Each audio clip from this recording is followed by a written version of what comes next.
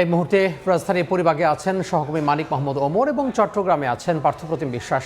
আমরা সরাসরি প্রথমে যাব রাজধানীতে ওমরের কাছে। আমি এখন আছি পরিবাগের মেঘনা তেল পাম্পে। সেখানে সকাল থেকে দীর্ঘ লাইন আমরা দেখতে পেয়েছি। এখনও সেখানে সেই লাইনের কোনো ব্যতিক্রম হয়নি। এখনও দীর্ঘ লাইন ধরে মানুষ তেলের জন্য অপেক্ষা করছে। তারা আমাদেরকে যেটা জানিয়েছেন, যারা তেল সংগ্রহ করতে এসেছেন তারা বলছেন যে তারা 1.5 থেকে 2 ঘন্টা করে কমপক্ষে তারা অপেক্ষা করছেন তেল নেওয়ার জন্য। সে লাইনটি দীর্ঘ থেকে দীর্ঘতর হয়েছে। এখান থেকে পরিবাগ থেকে তেল সংগ্রহের লাইন শাহবাগ ক্রস করে আজিজ সুপার মার্কেট পর্যন্ত পার হয়ে গিয়েছে। তারা বলছেন যে ঘন্টার পর ঘন্টা অপেক্ষা করতে হচ্ছে।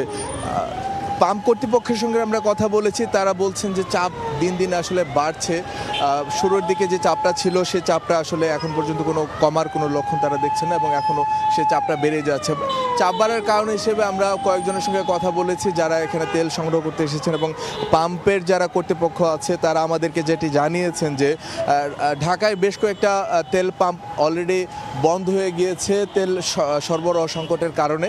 সে কারণে সেখানকার যারা তেল সংগ্রহকারী ছিলেন তারা এই যে পাম্পগুলো খোলা আছে সেই পাম্পগুলোতে ভিড় করছেন, যার ফলে অল্প সংখ্যক পাম্পে সেই ভিড়টা আরও কেবলই বেড়েই যাচ্ছে এবং এতে করে পাম্পগুলোতে নানান রকমের জটিলতা তৈরি হয়েছে। কেউ উল্টো পথে এসে তেল সংগ্রহ করার চেষ্টা করছেন, কেউ নানান পরিচয় দিচ্ছেন ঊর্ধ্বতন বিভিন্ন সরকারি কর্মকর্তা থেকে শুরু করে তারা নানানভাবে তারা সেটা তেল সংগ্রহ করার চেষ্টা করছেন। সেইভাবে এই জন্য তারা নানানভাবে এইখানে এই ধরনের সিচুয়েশন তৈরি হয়েছে এবং এই ধরনের সিচুয়েশন তারা হ্যান্ডেল করার জন্য নানানভাবে চেষ্টা করে যাচ্ছেন। চট্টগ্রামে আছেন আমাদের সহকর্মী পার্থপ্রতিম বিশ্বাস, সরাসরি চলে যাচ্ছি সেখানে।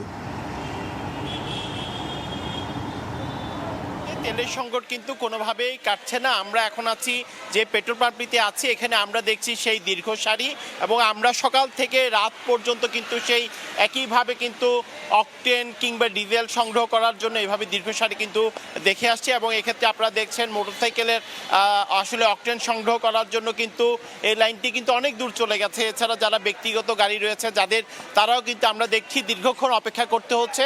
সেক্ষেত্রে তেলের যে সংকট রয়েছে পেট্রোল পাম্পগুলোতে সেই সংকট কিন্তু এখনো কাটেনি। আমরা আছি চট্টগ্রামের কিউসি ট্রেডিং লিমিটেড পেট্রোল পাম্পটিতে এবং এই পেট্রোল পাম্পের উপরে কিন্তু আসলে অনেক চাপ রয়েছে সকাল থেকে শুরু করে এবং আমরা তাদের সাথেও কথা বলেছিলাম। এই পেট্রোল পাম্পে যারা দায়িত্বে রয়েছে তারা বলেছে আজকে তারা 22,500 লিটার অকটেন পেয়েছে এবং 4,500 লিটার ডিজেল পেয়েছে। তাদের যে চাহিদা রয়েছে তার থেকে তারা ডিপোগুলোর থেকে অনেক কম পেয়েছে, তবে যতটুকু পেয়েছে তাই কিন্তু সাধারণ মানুষকে দেওয়ার চেষ্টা করছে এবং আমরা আসার পরও সেটিই দেখছি। তাদের কাছে যে অকটেন কিংবা ডিজেলগুলো রয়েছে সেগুলোই তারা এখানে যারা গ্রাহকরা দীর্ঘক্ষণ অপেক্ষা করছে, অনেকে 4-5 ঘন্টা ধরেও কিন্তু অপেক্ষা করছেন এমনটি আমরা দেখছি।